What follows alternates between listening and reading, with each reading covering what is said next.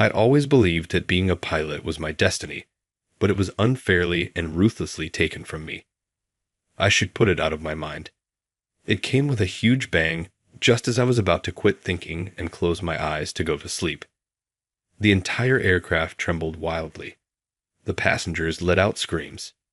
"Please, someone help." A dejected-looking flight attendant was calling for assistance amid the confusion. "Hey, how are you? What took place?" I asked her questions. I had no idea that this behavior would result in such a circumstance.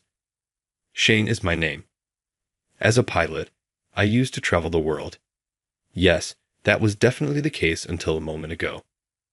I exhaled in exasperation at myself. Why was this necessary? I still find it hard to accept. I couldn't do anything, though. I gripped the notice of termination tightly. It all began with a specific aviation mishap. One day it happened on a flight. I was the captain when I got on the plane that day. "Jared, good morning. Today, I'm depending on you." My junior co-pilot, Jared, said, "Yes, thank you," in response. Although he was a new co-pilot, everyone held him in great regard because he was the son of Mr. Johnson, the head of the Aviation Bureau. Once we're solid, I intend to hand off control to Jared. Don't be afraid to ask questions if you don't grasp something. You're not outstanding just because you became a captain a little earlier than others. What did you say? Nothing. Although Jared gave off the impression of being a serious young guy, there were moments when his muttering made it difficult to decipher his thoughts. Well, I ignored Jared and concentrated on my work because I believed it was common to have a strained relationship with one or two coworkers. "All right, we'll be landing shortly. You performed fairly well, Jared." "Ah, thank you." I'd been letting Jared take charge of the flight every now and then to give him some experience. It happened with a huge blast just as the flight was about to terminate without incident. The plane trembled badly. Could it be a bird strike? I caught a glimpse of a group of birds. I grasped the control stick and made a fast assessment of the situation. "Get in touch with the air traffic controller, Jared. A bird struck. There is damage to the engine. Seek direction to a potential landing location." As I offered directions, I made an effort to maintain my composure. Okay. Despite his pale face, Jared was able to comply with my orders. It isn't shocking. Such accidents are uncommon. Don't freak out, Jared. Now is the time to remain composed, look about, and evaluate the situation. I'll take care of the rest. All right. I kept trying to figure out how to get out of this situation while still controlling the aircraft. Oddly enough, I always seem to know instinctively what to do in these kinds of circumstances. We had to land at an unanticipated airport this time, though. Needless to say, the mishap created quite a fuss, but thankfully no one was hurt. At that time, I had no idea that this incident would lead to such consequences. That day, I compiled the accident report. Thanks to you following instructions properly, we managed to minimize the damage. No problem. Well, all that's left is to submit the report, and then we're done for today. Shane. I was stopped by Jared calling me. I turned to him, wondering what was unusual. What's up? Well, I'll submit the report. I have some other business over there too. Okay, got it. I appreciate it. Yes, leave it to me. Excuse me then. Saying this, Jared left. I could say that my action at that moment made it all go wrong. The next day, I was wrongfully accused. Wait, there must be some mistake. I don't remember submitting such a report. No one would listen to my desperate plea. The contents of the report I submitted the day before had been tampered with by someone. According to the falsified report, the plane accident was due to my piloting error, resulting in an emergency landing. I didn't want to believe it, but there was only one person who could have done this. Shane, you're not good at giving up. Why don't you just admit your mistake? I glared in the direction of the voice. There was Jared, looking down on me with disdain in his eyes. As I was struck down by the shock, Jared quietly approached and whispered in my ear, "I don't care if you're the fastest ever genius pilot to become a captain. You've always been an eyesore. Please disappear from my life as soon as possible." With those words spoken lowly, Jared gave me a cold smile. In the end, all my arguments were dismissed, and I was fired, ostensibly to take responsibility for the accident. Additionally, my pilot's license was revoked. Suddenly stripped of the job I had dedicated everything to, I was at a loss. Come to think of it, it's been a while since I've been home. Suddenly, I thought of my parents. Maybe I should visit them. Despite the circumstances, it might be a good opportunity to think positively. I took out my phone and decided to call home. "Hello, this is Alice." After a few rings, my mom answered the phone. Mom, it's Shane." "Oh, Shane, it's been a while. What's up?" "Sorry to spring this on you, but I'm thinking of coming over." "Oh, really? What is it, Shane? Are you going to introduce us to a girlfriend?" "Unfortunately, no. Sorry, Mom. I just felt like coming back." "I see. All right then. Oh, Shane, hold on a second. Your father wants to talk too." After a pause, I heard my father's voice from the other end. "Shane." "Yeah, Dad, it's been a while." "You're coming home, aren't you?" "Yeah." "What are you bringing home, a wife?" "No, that's not it. What's with you and Mom both going on about that?" I couldn't help but laugh. Perhaps my dad and Mom could sense that I wasn't quite myself. "Well, if you're coming home, it means you can relax for a bit, right? Stay as long as you like." "Thanks, Dad." I hung up the phone and took a deep breath. It's been a while since I heard their voices. I felt a warm sensation spreading slowly inside my chest. All right, let's go home for now. I decided not to think about anything and just head back to my family home. I quickly booked a plane ticket, and a few days later, I boarded the plane I had reserved to go home. My seat is here. I found my seat and sat down. Although I was used to flying, being a passenger felt strangely different. Can I never go back to being a pilot? The thought brought a surge of fear. At the same time, I lamented internally about how things had come to this. I had always thought being a pilot was my true calling, but it had been unfairly ripped away from me. No, I should stop thinking about it. Regretting it now wouldn't help. There was nothing I could do about it anymore. I reminded myself, actually being a passenger isn't so bad. I peered out the small airplane window. The plane was just taking off, quickly gaining altitude. As I watched the land slowly recede below, I started to doze off. That was when a tremendous impact shook the entire cabin. Screams filled the air. "What the?" I was instantly wide awake. I looked out the window. This is a flock of birds. It was just like that time. How can this be happening again? Such a coincidence. I hadn't expected to face this situation twice in such a short period. It was a bird strike. As I was thinking about whether the aircraft and pilots were okay, the plane suddenly tilted sharply, causing a larger wave of screams. This isn't good. The cabin was in utter panic. Some people tried to stand up while others crouched and cried out. As I was pondering what I could possibly do, it happened. "Please, someone help." Amidst the chaos, a flight attendant with a look of despair was pleading for help. "Hey, are you okay?" Unable to just sit there, I confronted her. "What happened?" "You are." "I'm a pilot. Is there anything I can do to help?" "Really? Oh, please help. The captain has passed out from the shock." "The captain has? What about the co-pilot?"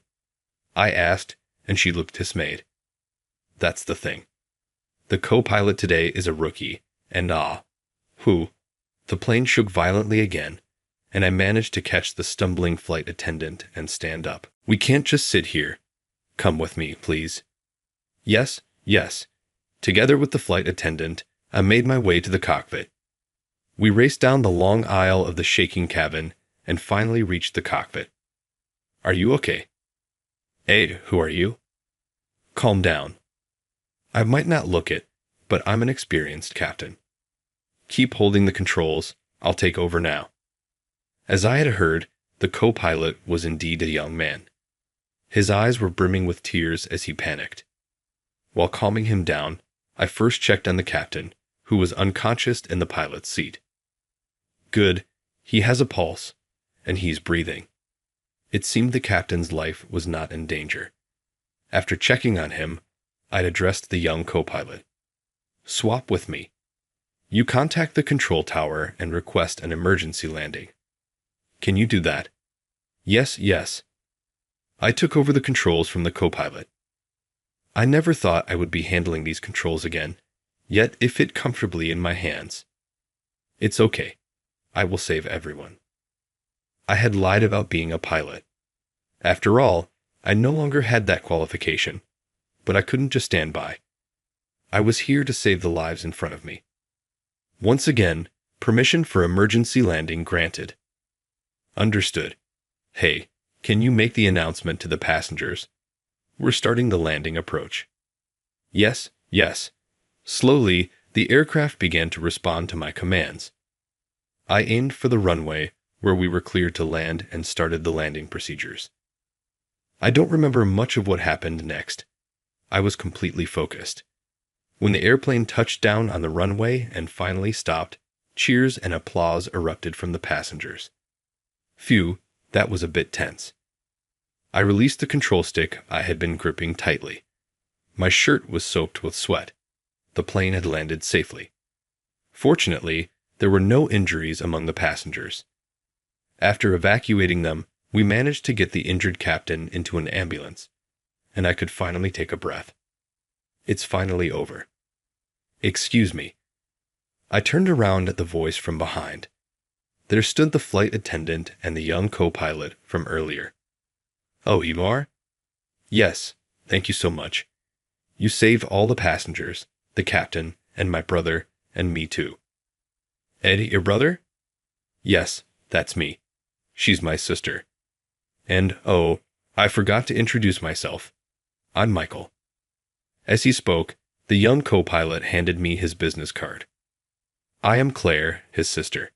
Thank you so much for your help. May I ask your name?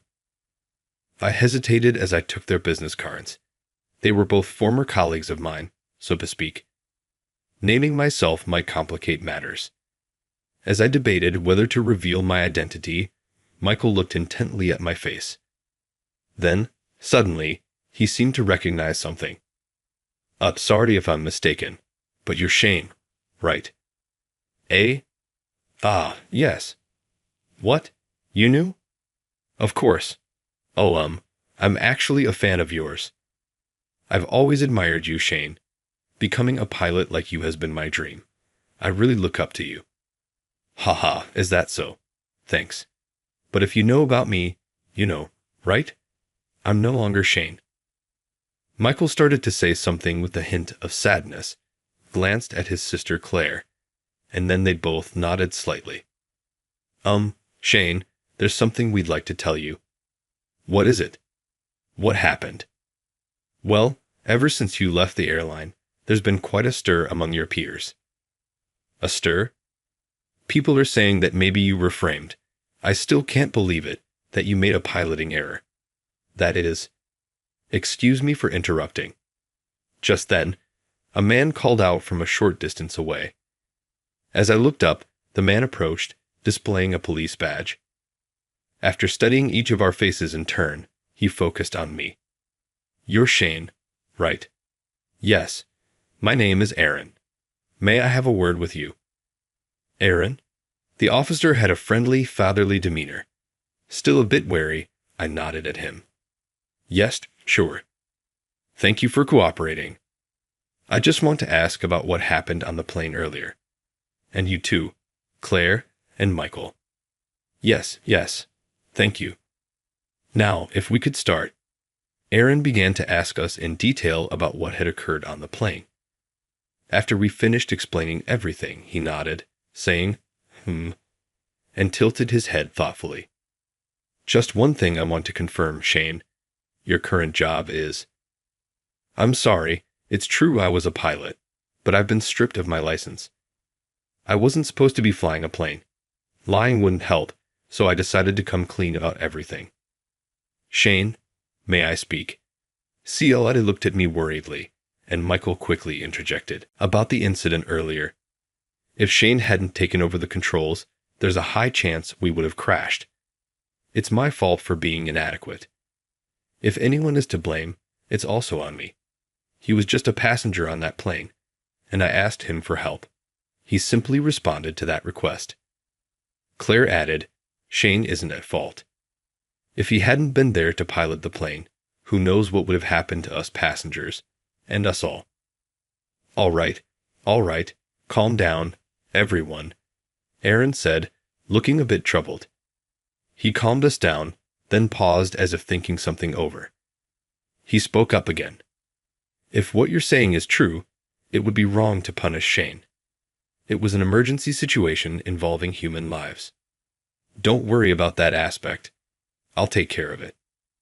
Really? Thank you, I said, but there's one thing that bothers me. As he spoke, Aaron glanced briefly at me. Why would a pilot as skilled as Shane have his license revoked? Hesitating slightly, I looked towards Michael and CLA. Both seemed to have made some resolve, nodding firmly. I nodded back slightly and turned again towards Aaron. Aaron, may I tell you something? I decided to tell Aaron about the accident. I confessed everything to him about the accident and the subsequent issues with the report. So the report I wrote was tampered with, I added. I see. So there's darkness in the upper echelons of every world. Huh. Aaron, who had listened to my story in silence, frowned thoughtfully. Michael and CLA approached him as if clinging to hope. I knew it. So the rumors were true. Aaron, can the police just leave this matter alone? Can you investigate this matter? Well, it gets quite complicated when the upper levels are involved. From Aaron's reaction, it seemed delving deeper into this issue might indeed be dangerous. I raised my hand to Michael and CLA, urging them to calm down. Both of you, it's okay. But Aaron, if you can, please keep an eye out so this doesn't happen again. Wait, Shane, Aaron interrupted, extending his arm decisively. He then nodded as if making a decision. Shane, I promise to do everything I can regarding this matter, but you'll have to cooperate with any inquiries or provide information. Of course, you two as well. While saying this, Aaron gave a slight smile, trying to lighten the mood. Afterward, as promised, Aaron actively investigated the incident. As evidence of his efforts, I, being directly involved, was questioned repeatedly by various people. As I had stated from the beginning, the accident was not due to a piloting error, but was caused by a bird strike, as I had written in the report. How many times had I repeated this testimony? Though it grew tiresome towards the end, I'd endured it, reminding myself it was all thanks to Aaron's efforts. Finally, my claims were acknowledged, and the co-pilot at the time, Jared, who had manipulated the information, was revealed and dismissed. Thus, I was allowed to return to my role as a pilot. That night, Aaron invited me out for drinks at a casual bar.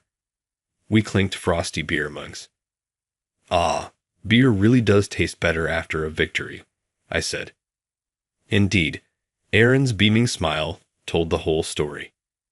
He must have gone through a lot due to this ordeal. Aaron, I'm sorry for the trouble. It must have been hard digging into the truth, right? Oh no, Shane, no need for apologies. More importantly, congratulations on getting your job back, man. You did well.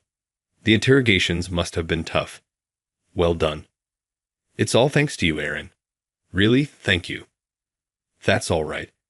Oh, I'm just glad we could save you this time. Wondering what he meant, I looked at Aaron's face.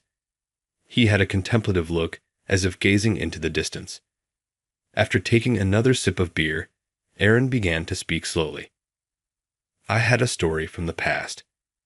I had a subordinate I particularly looked out for, a man with an upright character, just like you. And him now. He quit, just like you. He was made to take the blame for something he didn't do. That's tough. At that time, I couldn't defend him. Being part of the organization, I couldn't go against the orders from above. I still regret that moment.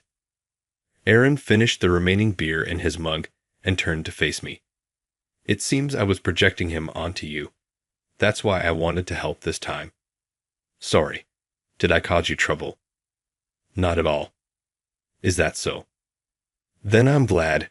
Aaron smiled broadly, beer foam still clinging to his lips, which made me burst out laughing involuntarily. Aaron, you've got foam on your lip. Huh, my bad. You're still drinking, right? Excuse me, another round of beers, please. Aaron called out cheerfully. That day, I spent a delightful evening drinking to my heart's content with Aaron. Everything had been settled, and it was only some time later that I finally regained my peace of mind.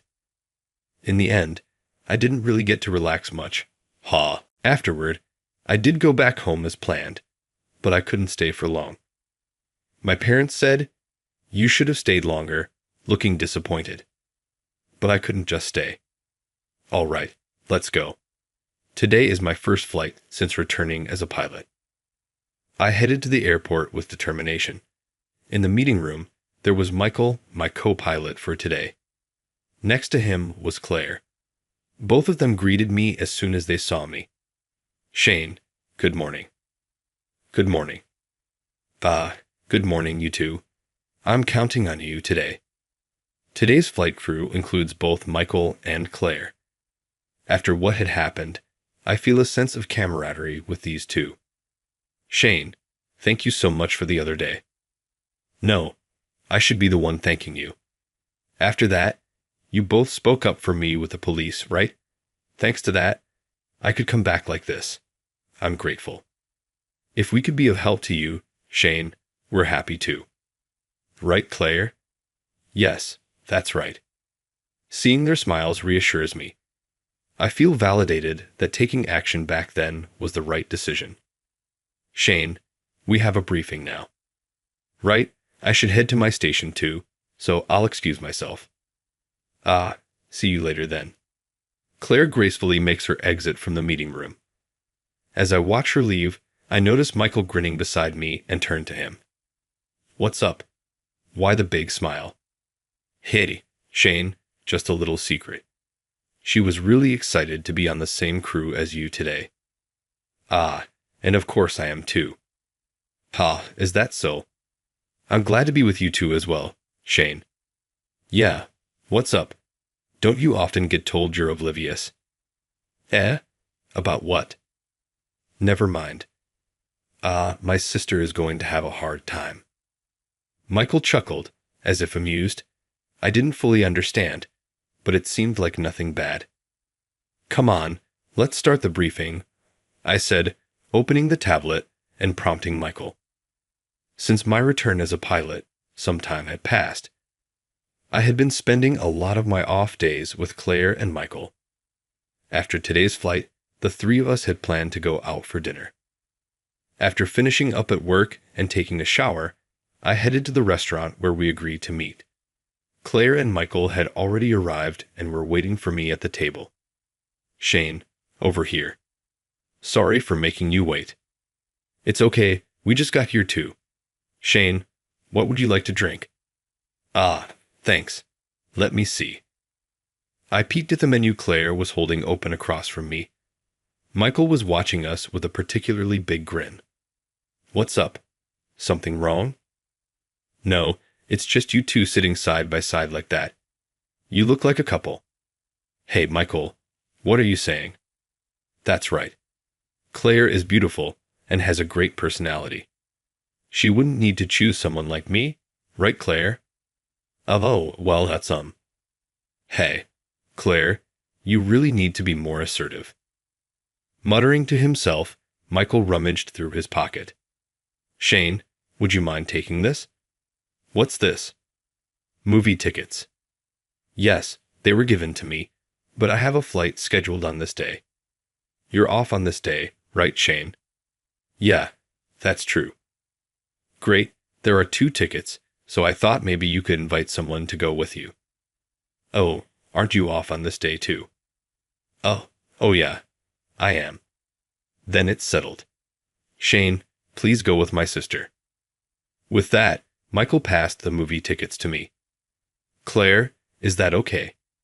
Don't you want to invite some other friends? Yes, I'd like to go with you, Shane. Is that so? Then let's go together. Thanks, Michael. You're welcome. Have fun, and you know what I mean, right? Yeah, home. What's wrong, Claire? Your face is red. Are you okay? I'm fine. More importantly, Shane, have you decided on your drink? Let's order quickly. Right, I almost forgot. Prompted by a somewhat flustered Claire, I chose something from the menu. Michael watched us, still smiling. Later, Claire would confess her feelings to me, and that's how our relationship would begin. But that's a story for another time. I won't accept someone who is uneducated as a friend of my husband. Could you please leave? This isn't a place for someone with your level of knowledge. At the inaugural reception of his company, my friend's wife treated me coldly and made fun of me. My friend rushed to step in, but his wife didn't care and kept insulting him. I don't want my husband associating with uneducated people, and I really think he shouldn't continue this relationship. Her patronizing manner brought back memories of the bullying I experienced in school. Her remarks brought back painful memories of my childhood, when I was abandoned by my parents and made fun of by my peers due to my less fortunate upbringing. I get it. I'll go, ma'am, if you insist this much. When I said that, she grinned contentedly. I went on to say, however, I have one condition, which made her realize her error and ultimately cost her the esteemed position she had been so proud of. You can call me Kenneth Carter. My parents disregarded me as a child. It wouldn't be an exaggeration to state that I was raised in a highly poor family setting as a child, a situation known as neglected childhood. My peers didn't really want to get close to me, maybe because of that setting. I once asked a classmate why, on a whim, and he said that my family atmosphere was awful and his parents had ordered him not to play with me. For a young me, their remarks were a great shock. It's not as though I was born in this setting. I used to feel jealous of everyone in my immediate vicinity. My classmates gradually came to view me as inferior to them and began to torment me because their parents said things like that. I disliked going to school for a while because of this, but I never quit. David Hartman, a classmate, was responsible for all of this. I was pleased that he was the only person who was amiable and didn't mind being with me. I failed the private school entrance exam and ended up here. David hailed from an affluent family, but it appeared that his parents were rarely home because of their hectic jobs. So our friendship was unopposed. Knowing that I had trouble with my schoolwork, David not only played with me, but also frequently offered assistance. But in one of those instances, he unintentionally let it go. That's when I started to feel jealous of David, who was already very successful in our grade. He smiled ruefully as I was taken aback by his unexpected story. He had been disappointed about failing the exam, but his parents hadn't scolded him too much, though he had wanted to meet their expectations and had apparently cried about it. Now, he was working hard studying for the private middle school entrance exams to meet his parents' expectations. I knew he went to tutoring every day, but learning about his underlying feelings made me reflect on his kindness and efforts. I couldn't just be envious. I had to work harder too. To me, David was a true friend and a real pillar of support. However, despite his efforts, David failed the middle school entrance exam. I don't know what his parents said to him, but he ended up going to study abroad in Australia, and we were separated right after elementary school graduation. We promised to meet again, and then we parted ways. Since then, after entering middle school, I desperately begged the local friendly store owner to let me help out at his store. It was really lonely being apart from David, but knowing he was working hard far away, I felt I had to do something too. So I diligently saved up my allowance. And because I didn't want to stay at home anymore, I didn't go to college after graduating from high school and left my parents to work in a living job. Years after graduating from high school, having experienced various types of work, I used my gained knowledge to start a company that would take on anything. from cleaning up hoarders' houses to dealing with scenes of solitary deaths. I really did it all. Working tirelessly paid off, and the company grew steadily. While it wasn't a huge corporation, it had become known as a handyman service, even being featured in the media. One day, while I was back in my hometown for work, after finishing a meeting for my next job, I was having lunch at a cafe when someone suddenly spoke to me. Are you? KF. Why? And you are? David. Looking up, there stood David, all grown up. It had been since elementary school graduation since we last met, but I recognized him immediately from his lingering youthful features. Wow, how many years has it been? Have you been well? It's been about 14 years since you went to study in Australia. I've been good. And you look great too. Yeah, that's right. Man, I went abroad for studies. What are you doing now, Kenneth? Me? I started my own company. So, what have you been up to, David? Our reunion excited both of us. It seemed David had time since he came to have lunch too, and he sat down opposite me. Then we caught up on each other's current situations. David recently got married and is working at his parents' company. Moreover, he's been involved in activities for impoverished children, and he shared the reason behind it. Wait, so I inspired that. Yay, it's not out of pity or anything. I just realized that not every kid has the life I took for granted. I get it. But hey, let me support your cause too. I talked about my company and then offered to help with the charity work David was doing. David, you started this because of me, right? Then I want to do something for kids who are in the same situation I was. Of course, an offer from Kenneth, the famous handyman. There's no way I could refuse. With both of us working on it, it's bound to be a huge success. David, thank you. Over the next year, David and I put our plans into action. It served as a corporate social responsibility effort, creating and providing places where children who couldn't afford school or tutoring could learn and be taught. The response from the community was positive, and many appreciated what we did. From there, we expanded the initiative nationwide, creating similar spaces everywhere. I wanted to reduce the number of kids who had backgrounds like mine, so it was natural to take action. Then, a year after we started our project, David told me he was going to take over his parents' company and had been appointed CEO. We finally made it. David, congrats. But you know it's going to be even tougher from here, right?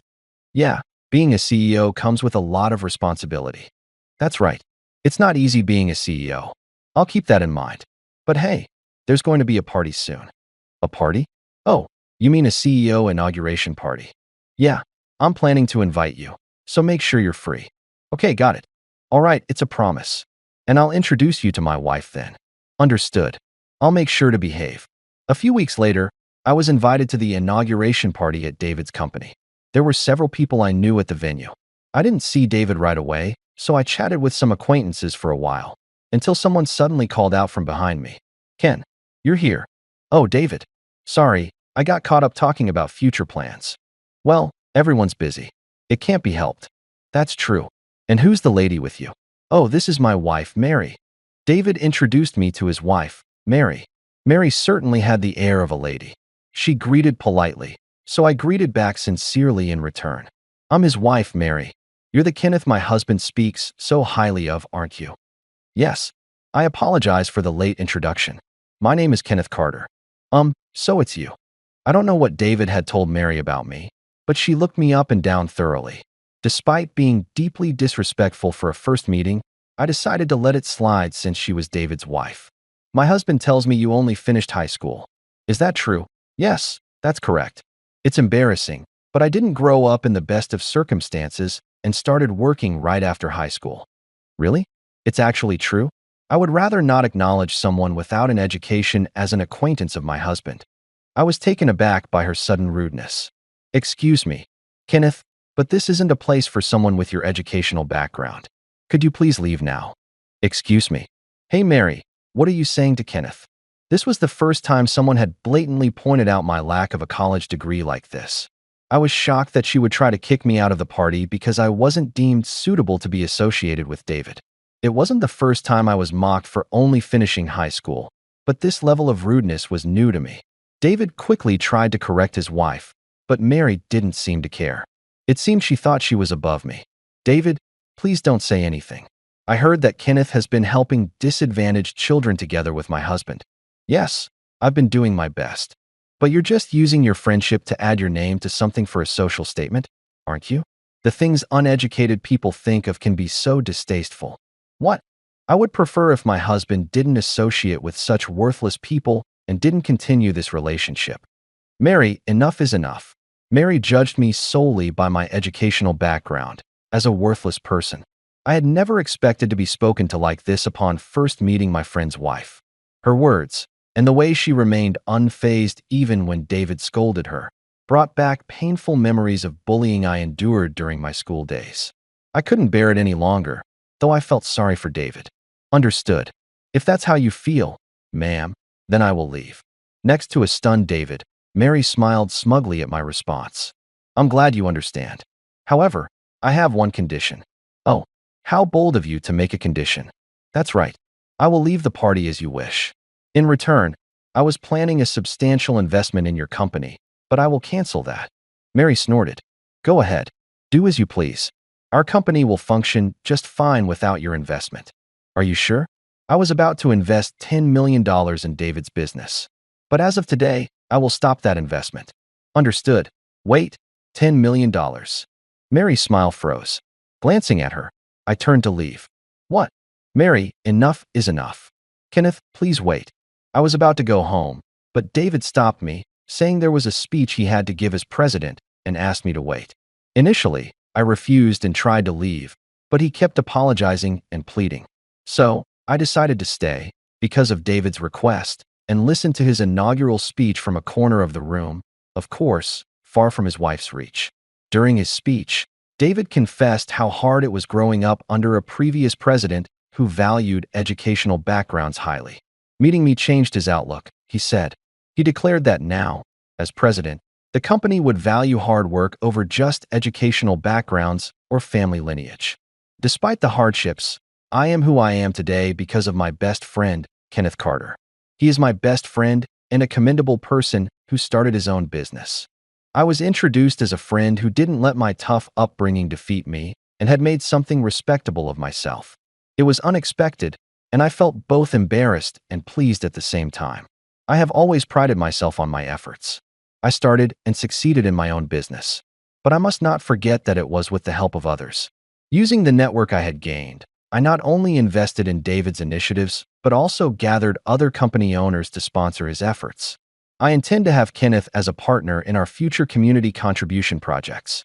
I was also surprised by David's announcement. Being recognized as a partner was truly an honor. After the speech, David brought Mary over to me again. Kenneth, hey David, that was an excellent speech. Thanks. Anyway, he then looked sternly at Mary next to him. Mary, those words in my speech represent my beliefs. So apologize to Kenneth for looking down on him because of his educational background. What? No, Aunt. David urged his wife to apologize to me. Mary, please apologize, David repeated.